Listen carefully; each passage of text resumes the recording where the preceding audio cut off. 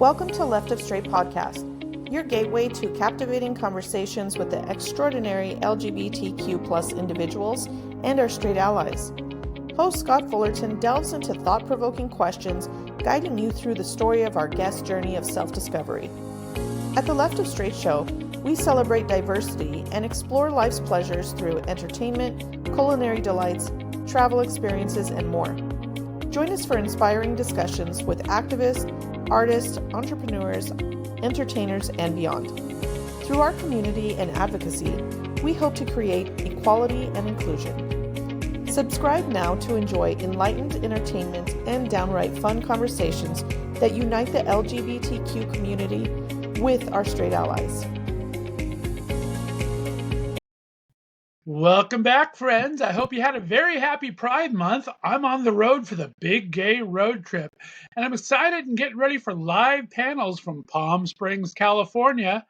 But today, I'm always excited to talk with people from classic showbiz memories of mine or listeners to the show. And I have a very special guest joining me in the studio today.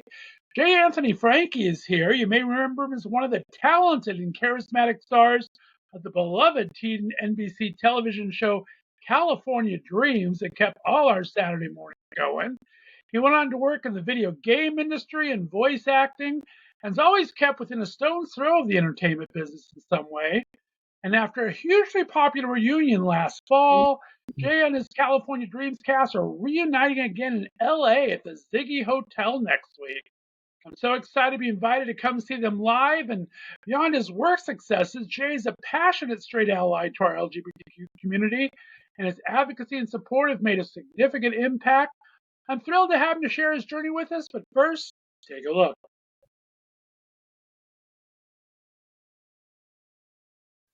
One, two, three, four.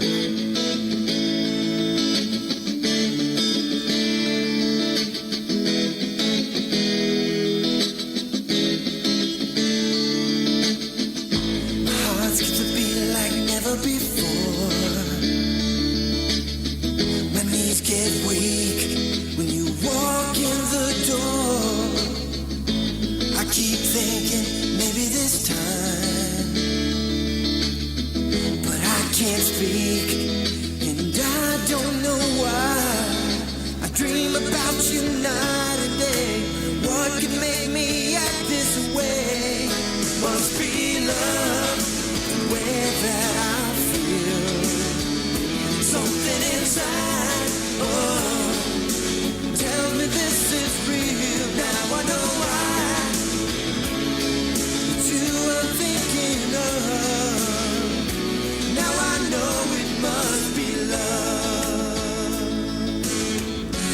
Oh, for another day goes by. I tell you all the reasons why.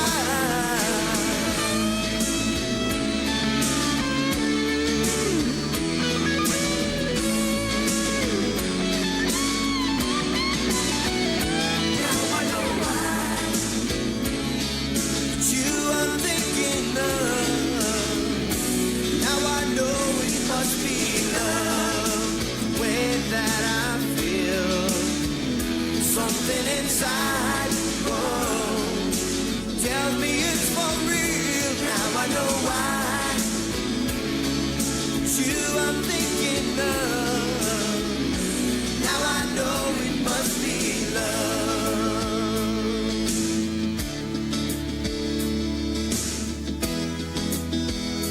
Must be love.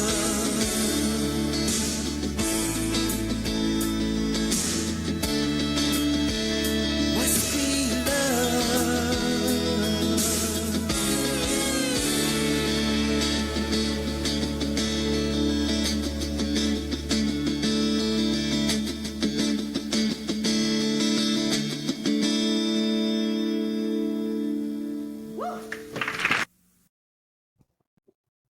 There you go. That was a taste of a little California Dreams with my very special guest today. Mr. J. Anthony Franke is here all the way from beautiful downtown Australia. Good morning, evening, afternoon, my friend. How are you? Good, good. It's 9:30 p.m. here. I think it's 7:30 a.m. for you or something like that. Or There you go. We got the 12-hour or 14-hour time difference. So you're going to be on that long flight in a couple of weeks here. So goodness gracious. Talk about Australia. What made you decide to land there? well, the plane landed here, so I had no choice really. But no, I married an Australian, and it was either I think it was basically at the very end of the Bush years, and the economy was just wrecked in the States. So it was either live there or here. And at the time, it was kind of like, it's kind of looking like we should go to Australia at least for a bit. And then as time went on, I was like, I like it here. So, Nice. yeah. Made some good friends. I had these two girls that I met that were huge adventurers, and they decided to take a cross country trip across North America. They went from Nova Scotia, Canada, and went across the Great Highway all the way down to Vancouver, then came down to California where I was living and where I met him, and Yep. then kind of traveled all over. And they gave me great stories of Melbourne and all around Australia. So that's a fantastic. Love Yeah. that. I live in Melbourne, actually. I live in the southernmost suburb of Melbourne. In fact, my name's J. Anthony Franke, and I moved to the suburb of Frankston. Oh, that's wild. How fun. Yeah. So, and in fact, I didn't even really realize, it didn't even dawn on me. And then a couple of my friends point out, they're like, wait a minute, Frankie lives in Frankston. And That's I was like, oh, hilarious. yeah, that worked out pretty good, didn't it? So I'm the I love mayor. that. Yeah.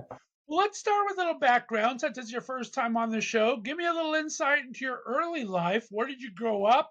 What kind of a kid were you? And what kind of sparked your interest in acting?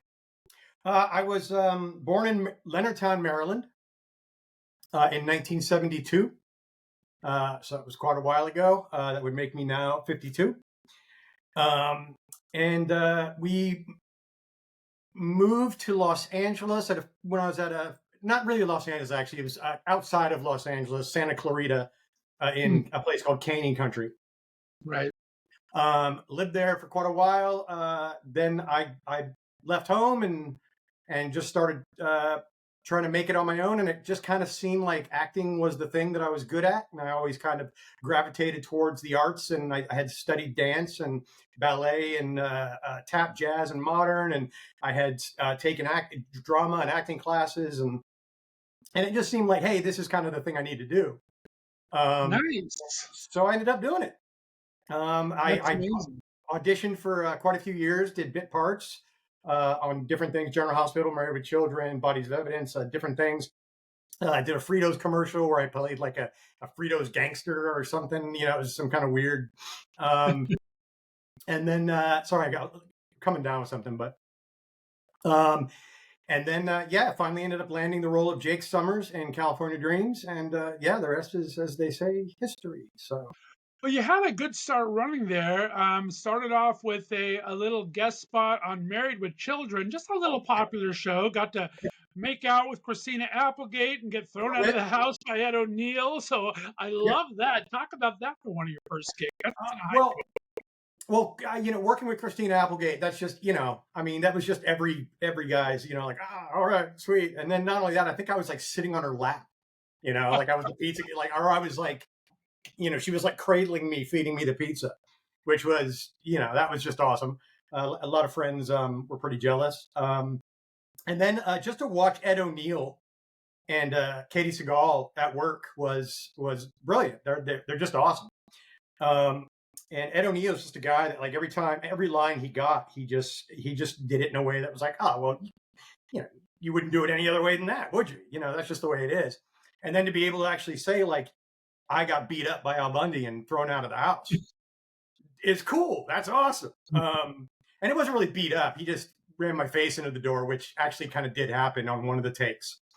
I did get smacked a little bit in the face with the door, but no, it was good. It was definitely a highlight. Definitely a highlight. That is awesome. I told you I'm from Northeast Ohio. I'm actually a couple miles from Youngstown, Ohio, which is where Ed O'Neill grew up. and Oh he's wow. kind of a local hero here. He played football at the local university here, and comes back to visit. I think his mom still lives here, so he's kind of a hero around here. And of course, I've loved Christina Applegate forever. I'm a huge dance fan, and when she was on all the dance shows as a Yep. mentor and everything, so yeah, that's amazing.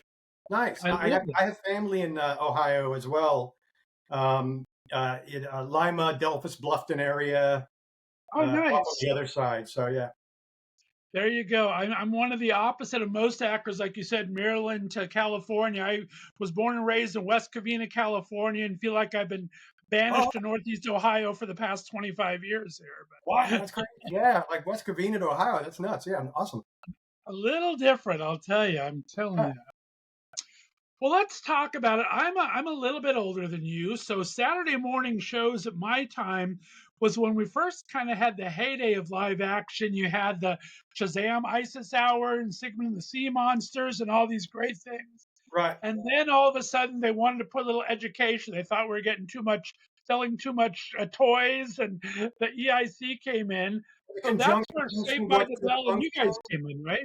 What was that conjunction junction? What's your function? And yeah, the Schoolhouse Rock. That's what it was. I remember that very well. Yep, Sid Marty Croft. And anyway, what was the question again? I'm sorry. Well, that's kind of how California Dreams and Saved by the Bell and stuff came into action. You guys were somehow more educationally programmed than some of these other things. You're just getting an acting gig. Did you know anything about the background behind the shows and what you were kind of supposed to be delivering? Because they let you touch on some themes on occasion. Yeah, I had actually. I have a vague memory of auditioning for a character that I think was another character in the show, like a year or two before. I'm not quite sure, but the person that got it like definitely deserved it, and I'm glad he did, and that because nobody would have done it better than he did. Um, and then I really wasn't familiar with the show. It's really kind of living in a pretty Spartan existence. I don't even think we really had access to television in the apartment I was living in. And I ended up getting the part of Jake. And then we ended up doing some stuff where we actually touched on some subjects, and we still get fans that say, "Hey, you got me through something. My uncle died too," or I went through a period where I had this issue, or I went through, or I was bullied, and somebody kind of like your character came and stuck up for me, and and it just reminds me of that time, and your show just really helped. So yes, we did.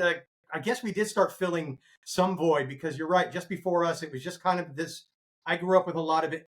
There was a lot of in between that Schoolhouse Rocks and our stuff. There was kind of this weird, like, inanity, Right. this insane kind of just like nothing, just weird shows that just, yeah.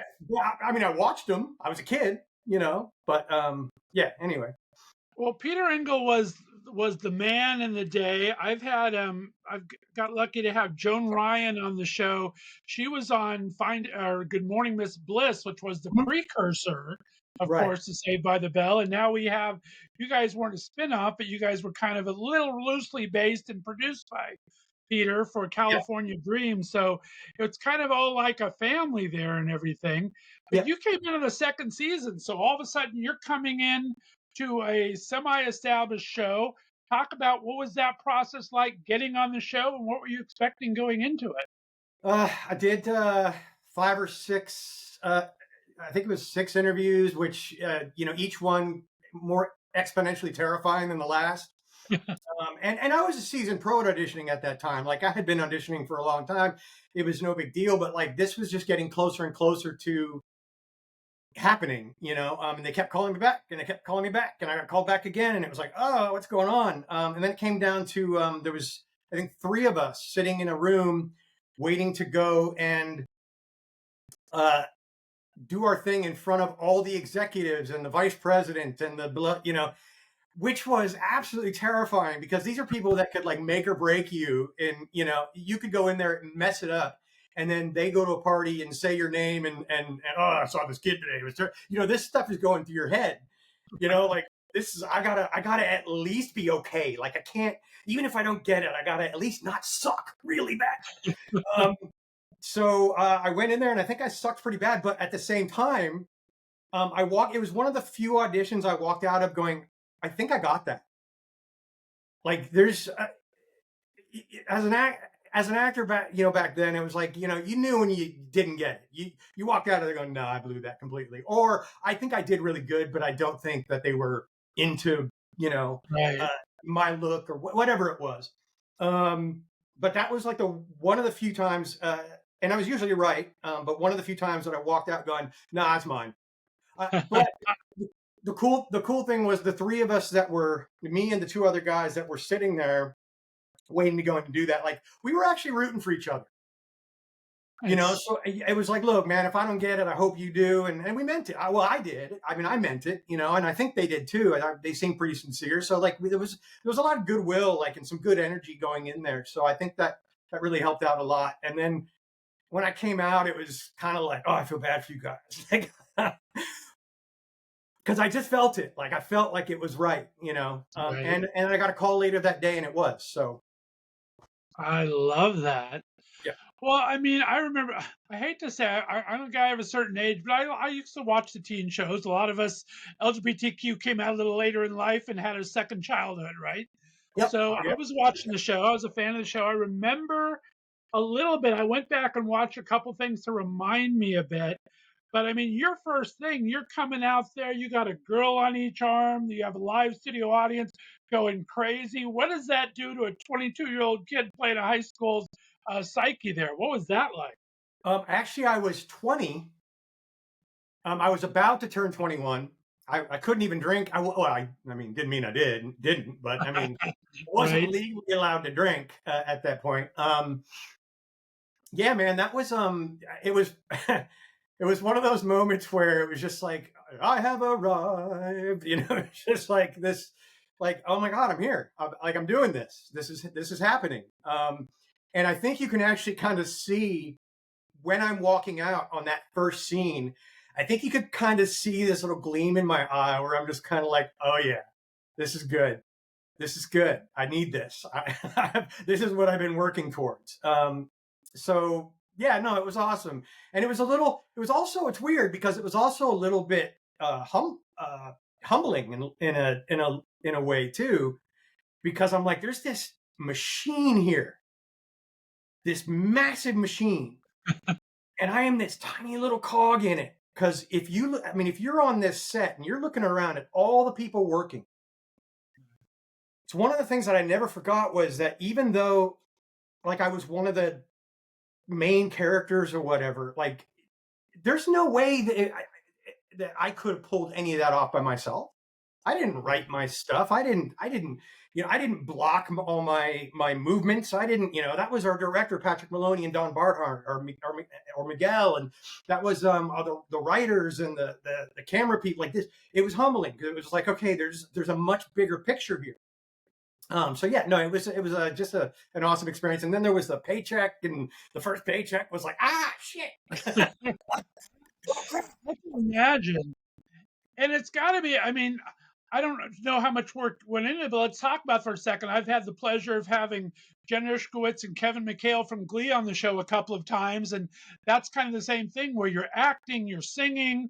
You guys didn't really quite dance as much, but you have all these different parts of the machine going. What was that like? Because they're playing live music. I mean, they dub you for a bit, but you're playing live music. You're a guitar man. Talk about all that different parts that went into making this show happen. Um, Before I got on, they actually had I think a record. Yeah, they had a record deal with MCA. I came on, and I was asked to audition. After I got the part, they asked me to come into the studio, and I made a mistake. I played a song I had written, and it was very folky, and it was very. If they had said like, "Hey, play something rock," or or whatever, I don't know, maybe things would have turned out different. But a dude named Barry Coughing ended up doing my voice. Oh, wow. However, like, if there's one episode, I don't know if you remember, it's the one where I ran for president of the school. Oh, right. Mm-hmm. That is me playing and singing live.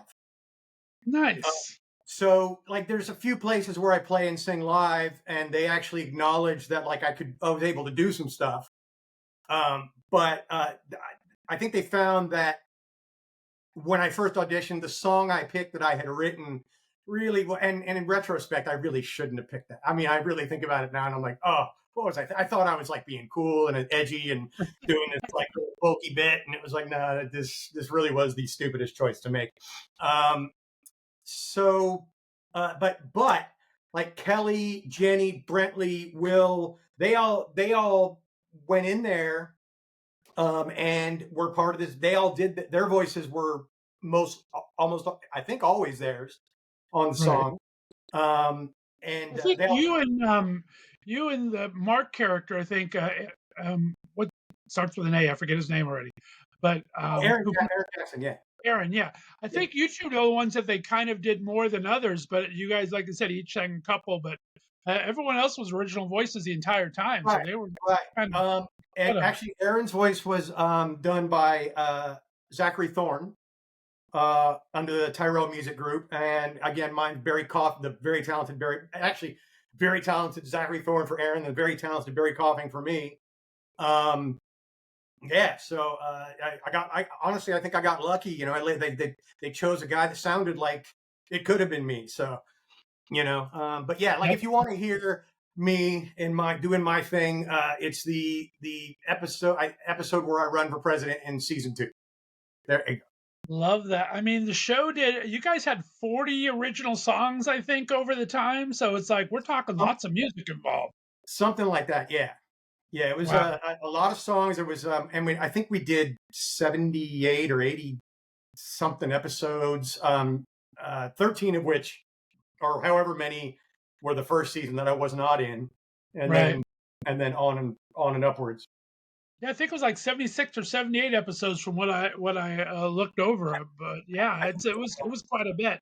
Yep. And talk about that. I mean, it seems like you all got along really well, but there was changes, right? From the first season to the second season to the third season, then you kind of stayed in the groove through the last couple.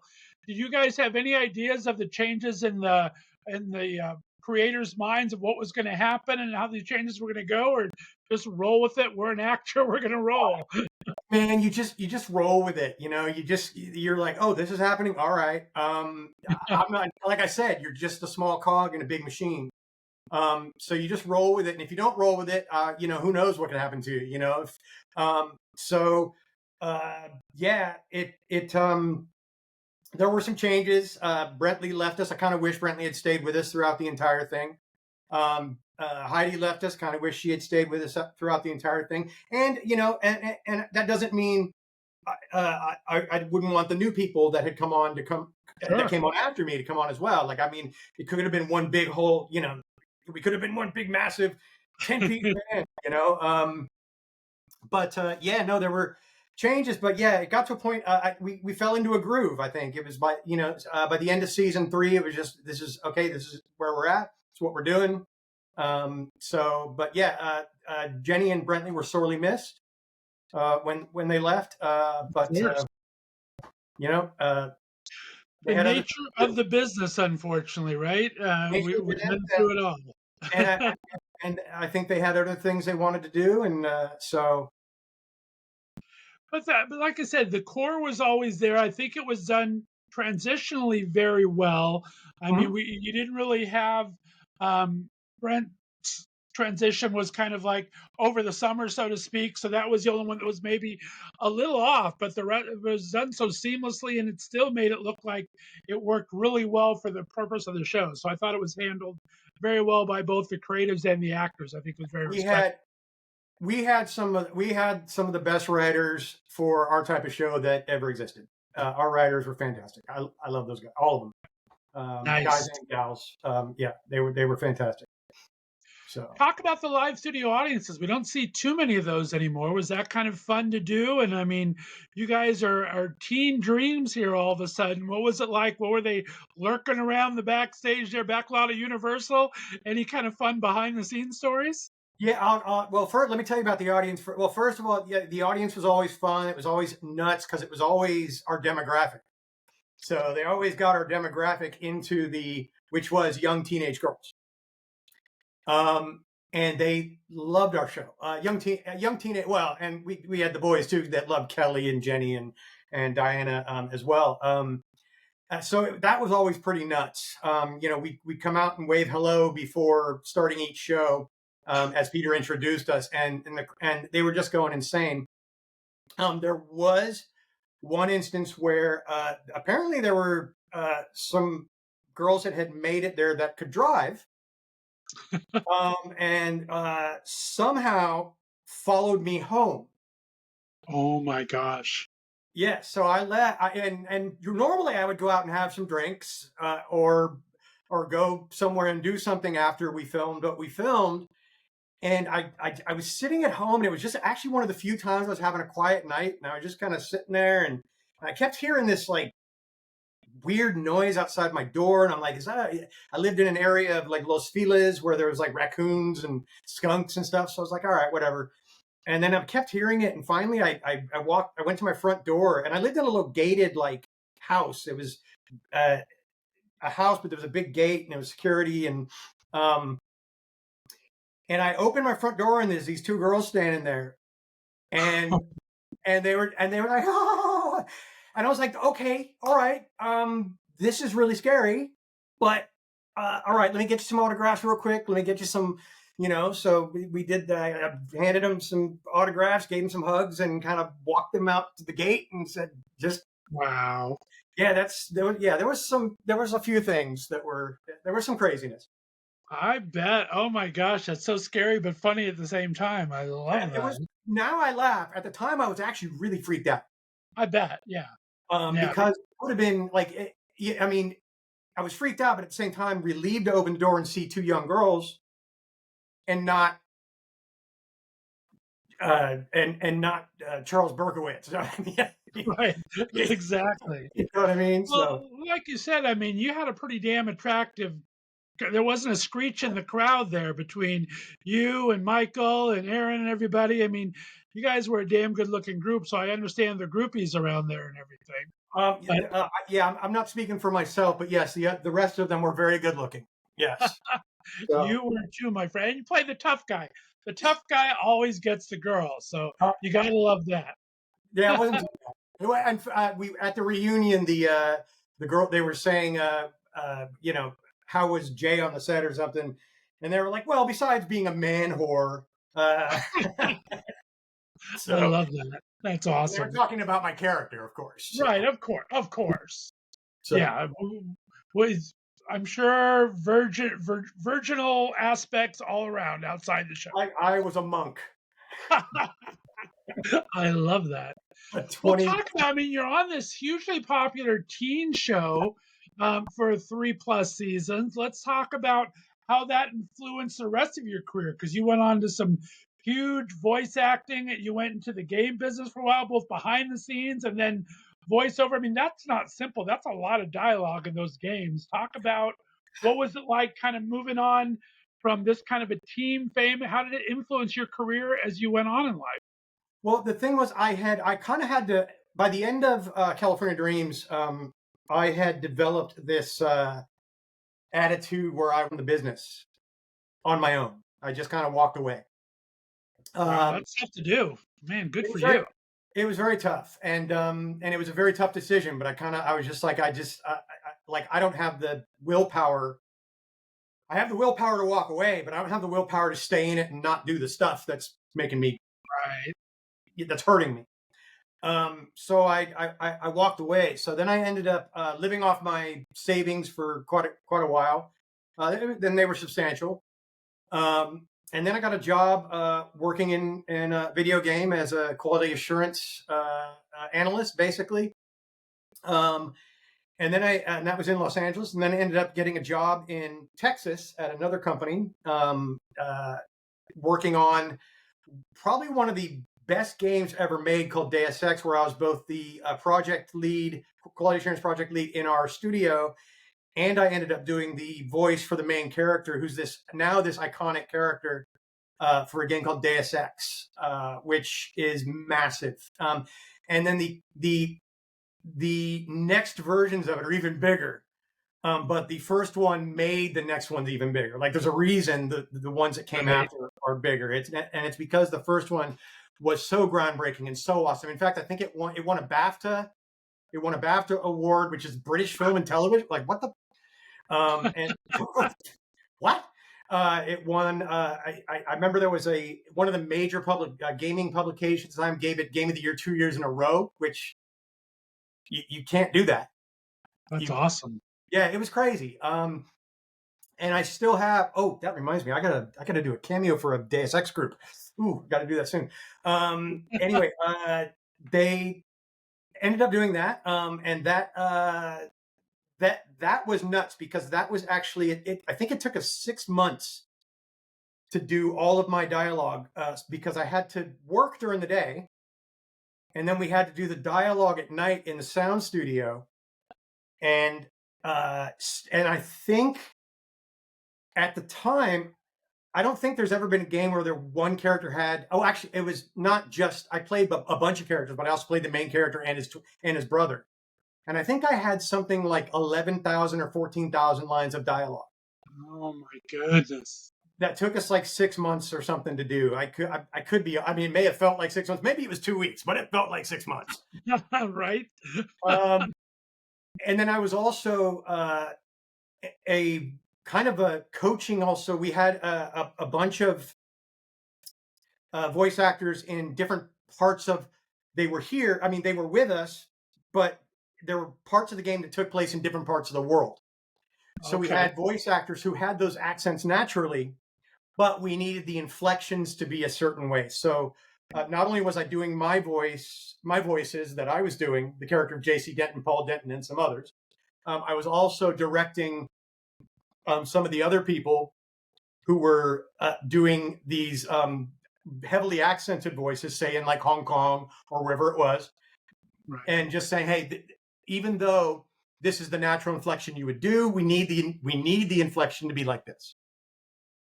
And so yeah, there was just many nights. There was times where we just literally we were just like, forget it.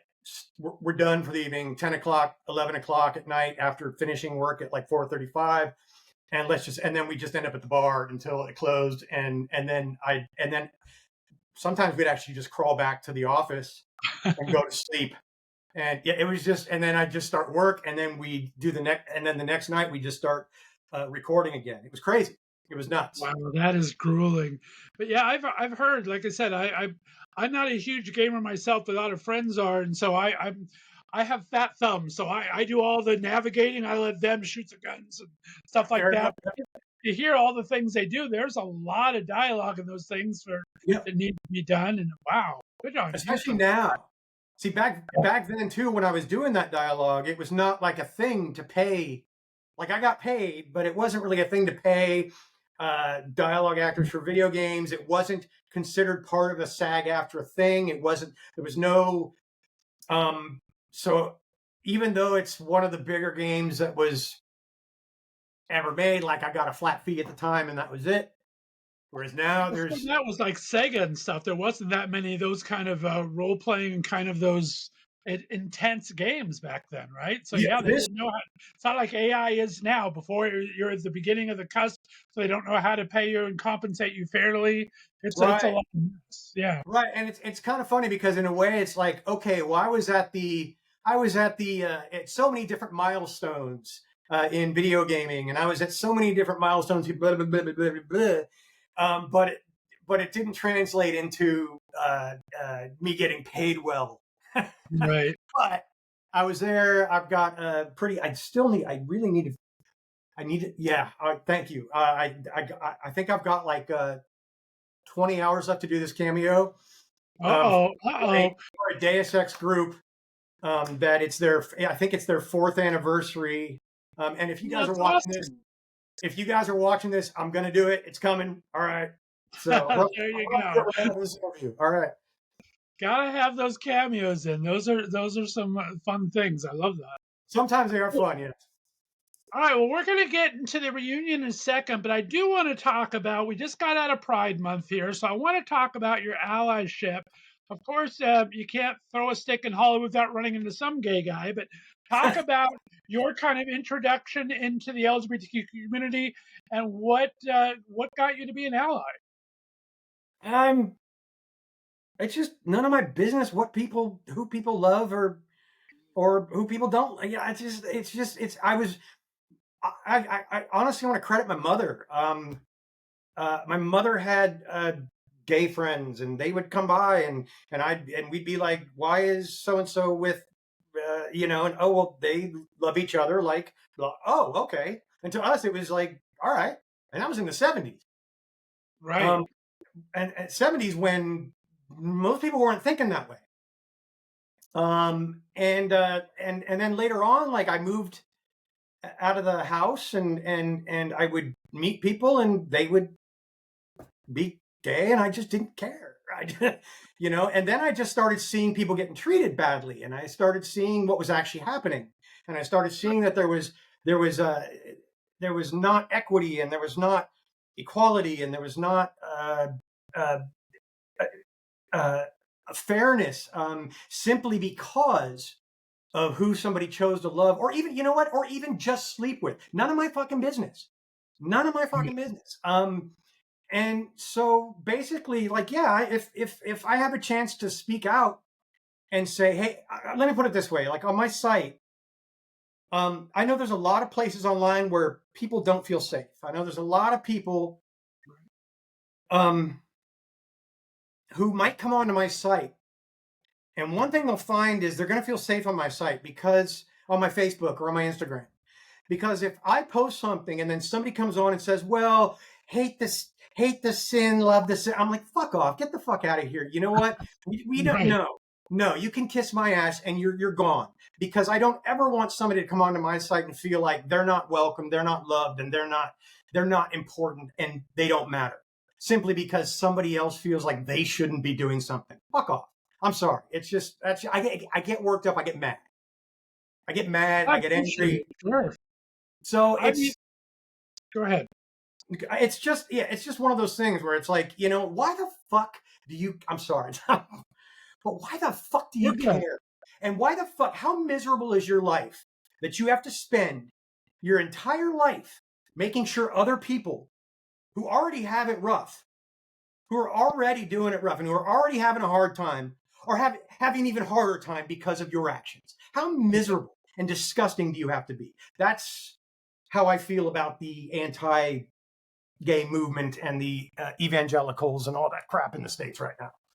So I've had my eyes open actually a little bit this year. I was a little surprised. I've been doing this show for 8 years now and really have gotten very little blowback. I mean, it's primarily for our LGBTQ community, but I have probably 25% straight ally listeners because I try to make it for everybody. But I'm doing the big gay road trip I told you about off air. And this year is the first time I'm raising money for a couple of Pride centers. So I'm raising money for a Pride Center here in Akron, Ohio, and one in Palm Springs, California. So since I'm raising money, I decided to put a Facebook ad out. And I can't tell you the comments that I got. First time ever I've had that kind of blowback. I put this little Facebook ad out, and I got some serious trolls. It's still happening in 2024.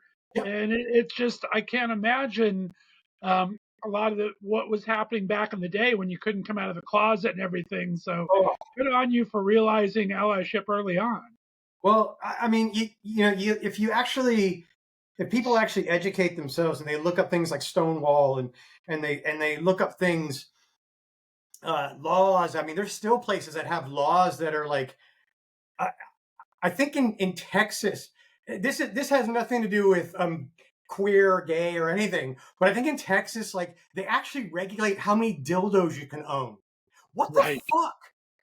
Who? Are you serious? Like, are you real? Like, this is real shit. Like, some dude, because honestly, let's face it, no woman made this law, but some dude was like, I just don't think people should have more than 5 dildos. Like this, I mean, come on, by law, this is absolute insanity. And especially when they use like this whole like religious thing to bolster their thing. I'm like, okay, so God created this universe that we are literally like a speck a grain of sand in this massive place, and he gives a shit whether you use a dildo or not. He gives a shit if you're gay. He gives like he really like I just seem to think. For me, I just think there's other things to worry about, and it seems to me that the God and the Messiah that is portrayed in this book that these people claim to love, he really didn't say anything about that at all. Right. An apostle did, but what's that? That's a guy 70 years later. Right. That's not an eyewitness. Some guy way back in Deuteronomy did.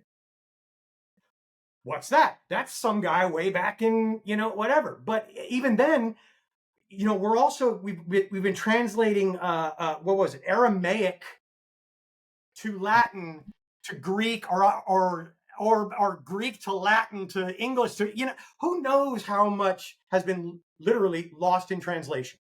Right. So No, honestly, I could go on for days. Like I get worked up about this shit. Well, I appreciate it, my friend. I mean, I'm like I said, I'm old enough to have seen the pendulum swing both ways. I was from the time I was young, we had the AIDS crisis. To I started the show like a week after marriage equality was the law of the land. To now we have last week where we have one state putting the 10 Commandments in every schoolroom, but they want to make sure there's not a rainbow in every schoolroom because that's something triggering. It's Right, like, because a rainbow is grooming. Yeah, whereas exactly. the Ten Commandments is not indoctrination or grooming. It's just beautiful. Okay, whatever. All right. It's absolutely crazy. And I'm All sorry. right, well, let's digress. Let's get back into the purpose of this because I am excited that you and your California dreams are having. I mean, you guys, this is a couple incarnations. You guys came on Jimmy Fallon back in 2010. You were doing, I think you did something, and maybe around 2020 last October, though, it really kind of seemed to jumpstart everything again. Talk to me about coming back together. How was that for you guys, and how was it for the fans? Yeah, man. Basically, it was. I think it was Jenny Kwan said, "Hey, we're doing this reunion. Do you want to come out from Australia?" I was like, but that's crazy. I have a 9-to-5 job. I have a, yeah, let's do it. So we did it, and we got Brentley to come join us, which was great, and we got everybody else.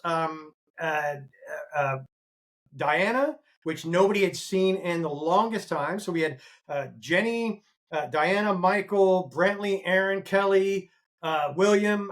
We had the crew. Amazing. So and then we did this show, and it was really strange because it's what okay. I've articulated this a few times. I'm just trying to. When you have this relationship with your fans 30 years ago, when they're screaming teenage girls or young dude, whatever it was, right? It's a different kind of relationship, and it's like, and it's a kind of like almost like all right, we love you too, but you're gonna try to tear my shirt off me or something. I mean, it's a weird, there was some craziness, but this was awesome because it was like we had all matured. The fans, the us. It was this kind of this like coalescing of like minds that we came together and we just enjoyed each other's company, and that's pretty much what it was. And I think it was People Magazine asked us to say some things, and I think my quote they printed was like, "My heart is full." Like this is good. This is a good thing. Like this is really it was cathartic too. We were a large dysfunctional family back in the day, and there was always love, but at the same time, I think we all needed to see each other and give each other hugs again at some point. So, I love that, and I think you, like you said, you get perspective with age, right? So I'm sure at the time you're doing this, you don't know what's going on, but like I said, even kind of behind all the fun you guys had with the EIC, I mean, I remember when you kind of you did the prom scene and you were kind of cheated on. There's things that relate to the audience that you don't even realize. Have you heard stories later on of people going, wow, you really helped me get through this or made me see something in a different way? I bet that's got to be kind of rewarding in its own kind of aspect. Pretty much every controversial episode, which we really didn't do anything that controversial, but except for I think probably the steroids one was probably the most, which was Kelly's. Right. That was probably the worst as far as like, somebody doing something. But yeah, pretty much every episode we did that had a controversial message or death or this or that, yes, somebody has come up and said, by the way, that episode changed my life, or that episode, yeah, which is Love that. like, we're just Saturday morning show. Like, like you don't know at the time, right? We didn't. And honestly, if you asked me then, would I be sitting here 30 something years later and people asking me to interview me? I don't know. I don't know. And asking about whether what we were doing then, whether it affected other people. I don't think we were giving it that kind of levity at the, we weren't giving it that kind of, that kind of gravitas. It wasn't there for us. I think we were just doing it and we were enjoying the moment. And so. Well, I mean, at the time, it's like we're a lot of latchkey kids, so you're learning about life a little bit from these Saturday morning shows, right? Mom and dad are off to work, or you go down and watch TV while we get whatever needs to be done and mow the lawn on the weekends. And you never know what's kind of seeping into these younger teenage minds at the time. So it's like, I love that. That's Gen X house, latchkey, yep. So. Yep, I think one of my favorite memes these days is like, "Don't mess with the Gen Xers. Those dudes cooked their own meals by the time they were 8. They had been trained formally in something by the time they were 10. They had been, like it was like, don't mess with those. They're the real fuck around and find out guys." So, and you're, like I said, you've played guitar the entire time. Have you been, while you're playing real life, were you doing guitar just to keep in practice, or was it like, I got to get back in shape here, boys? What's going on? Well, it's funny. Like I was a guitar tinkerer at the time. I didn't play that. I mean, that episode that I talked about where you could see me playing, I'm playing the chords, but as far as leads go, I was pretending to play leads. But like I've through the years I've gotten a little better. I tinker. It's a Zen thing for me. I just do it. I just play it. I pour myself a scotch. I turn some backing tracks on, or I turn a track that I've recorded something on, and then I just play against it, and that's it. And that's pretty much it. So like, for me, I'm a tinker. For somebody like Brentley, dude's a musician. That's what he does. That's his thing. So like, but for me, it's a Zen thing. But I appreciate there's a lot of people who are like, "Hey, you're really good." I'm like, I'm enjoying the Instagram. I got to tell you, I'm enjoying a little bit of these interludes. Seems like you're kind of getting a little chill on there, and I'm enjoying it a lot. Believe me. So good on you for this. Thank you, Scott. I appreciate it very much. I do. All right, so you are heading out from Australia to beautiful downtown LA. You guys gonna be there for a weekend, July 12th. I think you come in Thursday the 13th, but maybe before that. But July 12th and 14th are two of the big gigs. I'm excited to get to see you in person on the 12th. You're going to do a little meet and greet during the day, a full concert at night. Are you excited for that? Talk about this a little bit. Yeah, man, we're excited. First of all, it's the old stomping grounds. I've got family there. It's funny. I'm going to go there. We're going to do this thing. And then because I'm going there and the company I work for now, because I'm going to be there a little longer than I need to be, I'm going to actually be working remotely. So there's that as well. Yeah, man, it's going to be great. There's the meet and greet, the concert on the 12th, and that's the Friday, I believe, right? Correct. And then maybe some VIP. I don't know. There's some stuff up in the air. Who knows? And then Well, there's Sunday and Gay, you had me at brunch on Sunday, so I'm excited about Sunday brunch. Yep, and it's like a matinee slash VIP brunch. Which is Scott taking you to that, or is he taking you to both? He's only invited me to Friday so far, so I may weasel my way in. If a gay has to miss a brunch, I get very, very upset, but I'm excited for that. I mean, as a guy of a certain age, the thing I appreciate is the Friday shows like 7 to 8:30, and then you're doing a matinee on Sunday, because I have a bedtime, my friend. I'm Right, old. right. I'm 52. I'm like, I go to bed at 9 sometimes now. It's crazy. There you It's nuts. go. Yeah. I gotta live my California teenage dreams, but I gotta have some reality. How late are you staying in town for? How long? It depends. It depends. I don't know yet. There's some other things in the works maybe that are separate. So it's our stuff, the reunion, working remotely from my stepmother's house in I won't say the suburb, but in a part of LA. And then I think there might be something else that's separate that I've been asked to do. We'll have to talk off air, because I'm doing another little event on Saturday the 20th. So if you're still in town, I may have you. I've kind of wrangled my way into brunch at the Magic Castle on Saturday the 20th. Oh, Magic Castle, You may yeah. have to join if you're still in town, because I'm If I looking can, forward to that. if I can, I might be able to do that. It depends on when is the 20th. What does that fall on? It's a Saturday. It's the weekend after your guys' weekend, Saturday the 20th. You guys are there Friday and Sunday. I'm the following Saturday. I'm going to be in LA for the weekend from Palm Springs doing some stuff when I'm at Magic Castle Brunch. So. Okay, I might be able to do that. The Magic Castle. That's been there a few parties back in the day. Fun. It is. There's stuff adjacent to Magic Castle that a lot of young boys have been to, right? yes, there are. I love it.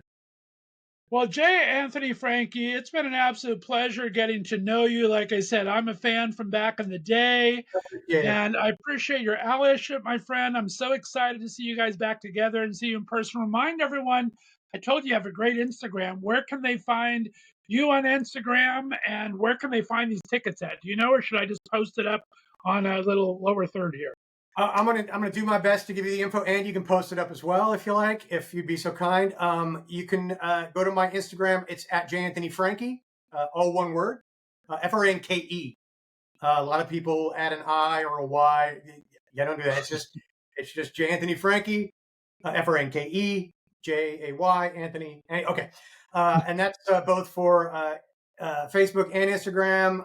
And then honestly, I don't even know what my TikTok is, but it's probably very similar. You can find it just by searching for me. I think there's only me. Every now and then there's somebody pretending to be me. There's also some fan sites, and usually those fan sites are fine. They call themselves fan sites. That's good. And they'll usually have the info as well. I think there's a California Dreams Instagram you can get the info from. There's also a CaliforniaDreamsBand.com. Which is actually being run by, I think, Brentley and I think Jenny and Brentley are running it. And nice. You can get info from that website as well. So it's CaliforniaDreamsBand.com, at Anthony Franke, Facebook and IG, and yeah. So.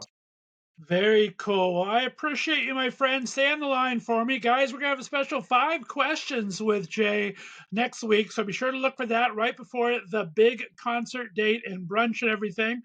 I appreciate you listening to Left of Straight Show every Tuesday, every Wednesday and Thursday here, and we will talk to you next time. Have a great week, everyone. Thanks, everybody. Jay. Thank you so much. Thank you. Thank you for listening to Left of Straight Podcast with Scott Fullerton. Be sure to look for us every Tuesday as we bring back some of your favorite guests from the previous week's interviews. We follow up with 5 special questions that are fun and quirky. If you haven't subscribed yet or hit that like button, tap those buttons now to help other people find Left of Straight podcasts. We appreciate you for listening and look forward to our interviews with our favorite LGBTQ+ and straight allies from entertainment, foodies, music, books, travel, and advocacy. We'll see you next week.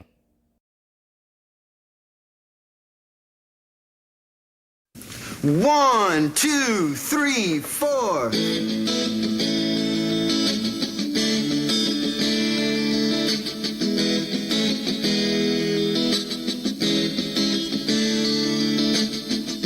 Hearts get to beat like never before. My knees get weak when you walk in the door. I keep thinking maybe this time, but I can't speak.